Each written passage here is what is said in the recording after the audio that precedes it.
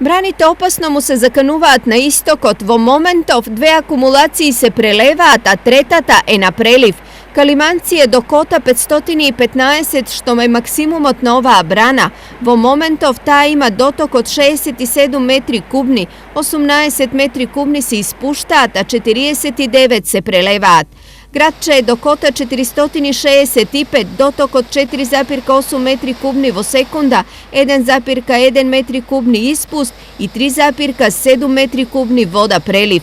На прелив е и акумулацијата Кнежево кај Пробиштип. Таму веќе петти ден водата не се испушта од безбедносни причини, но акумулацијата повеќе нема капацитет да прибира вода и се очекува во текот на ноќта таа да прелие. За сега опасност нема единствено од браната Мантово.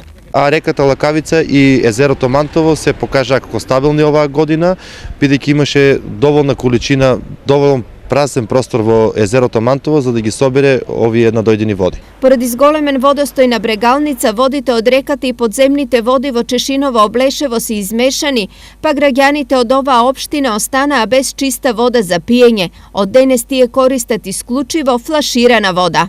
Веќе имаме добиена вода од Црвен крст, таа веќе е складирана вода, во текот на денешниот и утрешниот ден ќе почне да делиме вода во овие населени места. Во меѓувреме повторно е прооден патот кон Делчево и границата со Бугарија, откако Македонија пат го исчисти одронот. На магистралниот пат Скопје Делчево и моментално во овој момент е чисти патот со Софија.